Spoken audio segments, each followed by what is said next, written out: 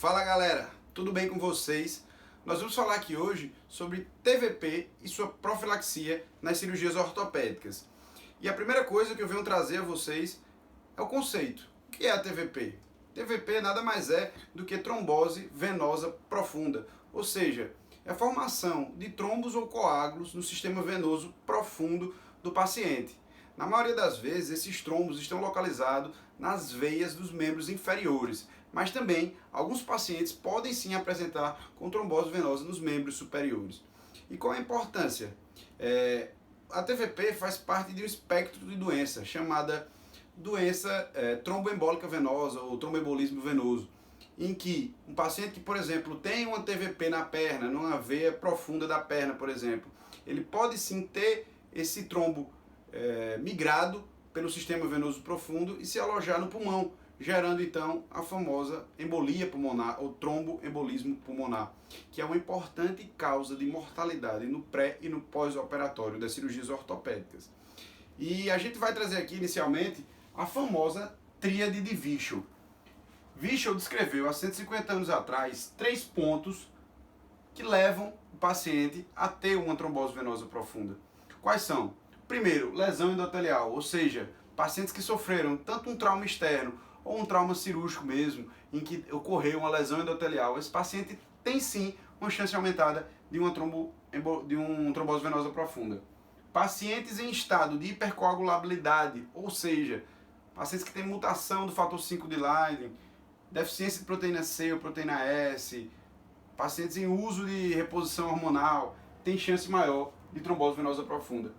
Estase, ou seja, a estase é o paciente que está restrito ao leito, o paciente que está internado, sem muita mobilidade. Esse paciente tem sim uma estase sanguínea, uma diminuição de retorno venoso, e isso predispõe o paciente a uma TVP. Alguns estudos sugeriram que pacientes politraumatizados possuem a chance de até 50% de ter trombose venosa profunda se não tiverem uma profilaxia adequada. Além disso, como eu falei anteriormente, é a terceira causa de mortalidade nos pacientes politraumatizados após as 24 horas iniciais ao trauma. E para a gente entender a TVP, a gente tem que conhecer os fatores de risco para essa doença. Quais são? Os fatores de risco gerais. Primeiro, idade. O paciente que tem uma idade mais avançada, ele tem sim uma chance maior de ter uma trombose venosa profunda. Pacientes em estados de imobilidade, ou seja, restritos ao leito, pacientes acamados, pacientes que sofreram algum tipo de trauma, alguma fratura em que ele não pode se mover, esses pacientes também têm chance aumentada. História de TVP ou TEP prévio. E também malignidade, ou seja, pacientes que têm um tumor maligno, ele tem de 2 a 6 vezes mais chance de ter um novo episódio ou um episódio inicial de TVP. Além dos fatores de risco gerais, a gente também tem os fatores associados à própria patologia do paciente. Por exemplo, os pacientes que têm fraturas do quadril, que não recebem profilaxia antitrombótica adequada, eles têm até 60% de chance de ter uma TVP. Na coluna, esse número sobe para até 90% de chance. Nos membros inferiores, é importante a gente observar que quanto mais proximal ao joelho, por exemplo, uma fratura do platô tibial, ela tem maior chance do que uma fratura do tornozelo. Isso pode ser até 45% de chance nos casos em que não foi feita uma profilaxia antitrombótica. Além disso, no cenário das artroplastias, a gente também tem uma chance aumentada. No caso de uma substituição total do quadril, a gente tem até 60% de chance de ter uma TVP se não foi feita a profilaxia. E no joelho, até 85% de chance, da mesma forma. E após a gente estudar um pouco dos fatores de risco, a gente tem que pensar como é que eu vou fazer o diagnóstico num paciente, num cenário de um paciente traumatizado, politraumatizado, no cenário de um paciente ortopédico. Primeiro, o diagnóstico muitas vezes é conturbado, clínico muitas vezes é conturbado. Por quê? Porque esse paciente já tem edema, esse paciente já tem assimetria do membro, muitas vezes pelo trauma, até pelo próprio procedimento cirúrgico que ele foi submetido. Então, na maioria das vezes, a gente tem que lançar mão de alguns exames complementares. Entre eles, o mais importante, mais prático e rápido para a gente ter ali na nossa enfermaria é a ultrassonografia venosa dos membros inferiores, onde a gente vai solicitar ao radiologista e ele vai nos identificar qual é a veia profunda que está com lesão, que está com trombose, que está sendo ocluída nesse cenário. Além da ultrassonografia, a gente tem outros exames, por exemplo, o dedímero. O dedímero é um exame laboratorial bastante sensível no diagnóstico da trombose venosa profunda. Agora, ele tem um problema. Qual é? Nos pós-operatórios, ou seja, aqueles pacientes que foram submetidos à cirurgia, esse dedímero invariavelmente vai estar elevado. Então, paciente que tem um dedímero elevado no pós-operatório, a gente não pode usar esse dado como um preditor, como um direcionador para o diagnóstico de TVP, por exemplo. Então, a gente pode utilizar no caso de uma dúvida. Paciente que está internado, a gente solicita o dedímero está baixo, a gente já vai afastando então o diagnóstico de TVP, certo? E além disso, o cenário de TEP, que é o tromboembolismo pulmonar, que o paciente está lá internado, ele evolui com taquicardia, dispneia, a gente liga o alerta. Rapaz, será que esse paciente evoluiu com um TEP, com embolia pulmonar? A gente tem por obrigação de solicitar alguns exames, além de pedir o apoio da vascular. Quais exames a gente solicita? Tomografia computadorizada com contraste do pulmão, porque esse exame ele vai nos direcionar para a observação de qual trombo, de qual veia pulmonar que está sendo ocluída, se realmente existe uma veia ocluída pulmonar, tá ok? Métodos que a gente tem para fazer uma profilaxia adequada antitrombose desses pacientes. Primeiro, a gente tem dois tipos de métodos. A gente tem um método não farmacológico e um método farmacológico. Nos não farmacológicos, a gente tem as meias de compressão e a compressão pneumática. As meias de compressão, a gente tem que ter cuidado nos pacientes que têm lesão arterial, ou seja, o paciente que tem uma doença arterial periférica.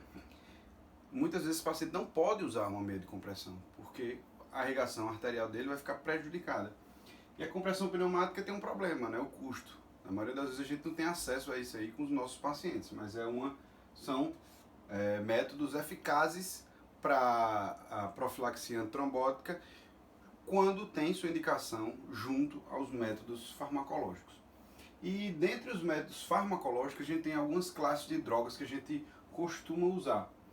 Inicialmente as heparinas. As heparinas têm dois grandes grupos, as de baixo peso molecular, que é a enoxaparina, e a não fracionada, né, que é o famoso liquemine. E na de baixo peso molecular, a enoxaparina, que é o Clexane, que a gente conhece na maioria das vezes, ele tem uma vantagem. Ele não precisa de controle laboratorial para observar a sua efetividade. Então, assim, é uma droga de uso subcutâneo que tem uma certa facilidade, pois não permite realmente não precisa esse controle laboratorial. A não fracionada tem esse problema. Ele também pode ser usado subcutâneo, porém a gente tem que fazer o controle com TTPA para observar se está surtindo efeito ou não. Além das heparinas, a gente tem outra classe de drogas, que é a varfarina, né? O varfarin, que a gente usa aqui no dia a dia. E eles são drogas efetivas, né, de uso oral, porém eles têm alguns problemas. Eles têm bastante interação, tanto com alimentos, com bebidas, com outras drogas, podendo então variar seu efeito pró-coagulante e anticoagulante de acordo com essas interações. E além disso, tem que ter o seu controle a partir do INR, ou seja, a gente tende a ter um INR entre 2 e 3 para ter seu efeito realmente antitrombótico. E também tem outro detalhe da varfarina, que nos primeiros dias, no início da terapêutica, esse paciente tem um efeito rebote, ou seja, nos 2 primeiros dias esse varfarin ele tem um efeito pró-trombótico até então fazer o seu efeito anticoagulante. Então, se você for iniciar uma droga com varfarin, você tem que começar junto com heparina, por exemplo, nos 3 primeiros dias, para depois você tirar a heparina e ficar só o varfarin. Agora tem uma vantagem que é uma droga bastante barata, e isso no nosso sistema é uma vantagem. Além disso, a gente tem outras drogas, como a rivaroxabana, né, que é o inibidor do fator 10A, que é o xarelto, que a gente usa popularmente. É uma droga cara para a realidade de sistema público, porém é uma droga bastante efetiva, né, tem seu uso oral e tem já estudos mostrando que elas são efetivas na profilaxia antitrombótica no cenário de artroplastias, tanto de quadril quanto de joelho. e também não precisa de controle laboratorial, nem com TTPA, nem com INR. É um fator importante. Além disso, a gente tem os antiagregantes plaquetários, como o AS e o clopidogrel. O AS é uma droga barata, uma droga de fácil uso, que tem seu efeito estabelecido nas lesões arteriais, nas tromboses arteriais. Porém, nas tromboses venosas, no cenário de profilaxia para cirurgia ortopédica, não tem seu efeito, não tem seu uso bem estabelecido. Então, galera, como é que a gente faz a profilaxia anti-TVP no cenário de cirurgias ortopédicas? No primeiro cenário, de uma artroplastia total do joelho, a gente tem que utilizar os dois métodos, tanto farmacológico quanto não farmacológico. E é importante a gente observar que nesses pacientes sem fatores de risco, como a gente citou anteriormente, a gente tem que usar a enoxaparina, ou seja, o Clexane, 40 mg subcutâneo por dia, certo? E a gente inicia a partir das 12 horas de pós-operatório e vai até 14 dias. Porém, se esses pacientes apresentarem fatores de risco associados, como a gente estudou anteriormente, a gente pode sim estender essa profilaxia até o 35º dia de pós-operatório. Isso no cenário de enoxaparina, do Clexane. Mas a gente sabe que a enoxaparina é uso subcutâneo, muitas vezes o paciente não se acostuma. Então a gente pode usar a rivaroxabana, que é o xarelto, 10 mg por dia oral. E a gente inicia após 6 horas de fechamento da ferida operatória. Então o paciente acabou a cirurgia, a gente 6 horas após faz a primeira dose do rivaroxabana e também vai até 14 dias. Caso esse paciente tenha algum fator de risco associado, a gente pode estender até o 35º dia. E é importante que, associado a essas drogas, né, você pode usar o Clexane ou o xarelto, a gente tem que usar os métodos não farmacológicos, ou seja, no internamento desse paciente, ele tem que usar meias de compressão ou compressão pneumática, por exemplo, de modo intermitente, até ele realmente sair desse internamento. Okay? E na artroplastia total do quadril ou fraturas do quadril, do mesmo modo, a profilaxia é feita da mesma maneira. Enoxaparina 40 mg subcutâneo, iniciado 12 horas após, ou rivaroxabana, iniciar 6 horas após, com 10 mg via oral. Dessas patologias citadas, nós temos as fraturas dos membros inferiores, cirurgias dos membros inferiores de modo geral, em que todos os pacientes em que a gente vai realizar um procedimento cirúrgico, seja ele de emergência, seja ele de urgência ou até eletivo, a gente tem que, por obrigação, fazer a estratificação do risco, avaliar se aquele procedimento cirúrgico, se aquele paciente tem um alto risco para trombose venosa profunda.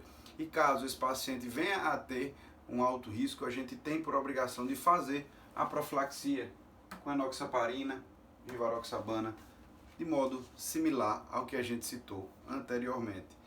E com esse tema, nós encerramos o ano de 2019 e foi um ano especial em que a gente conseguiu, em pouco mais de 3 meses, muitos seguidores, muitos amigos e colegas, em que a gente discute quase todos os dias diversos temas aqui da ortopedia, e está fazendo com que a gente se dedique cada vez mais, tanto eu quanto o Ricardo, que está produzindo também muito conteúdo para a gente lá na Ortopedia QM.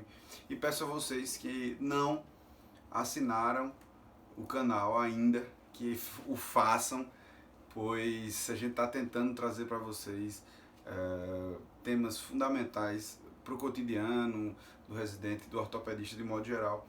E apertem também o sininho para que cada vez que a gente poste algo novo, você fique sabendo em primeira mão. Um feliz ano novo, que Deus abençoe cada um de vocês. Um abraço e até 2020.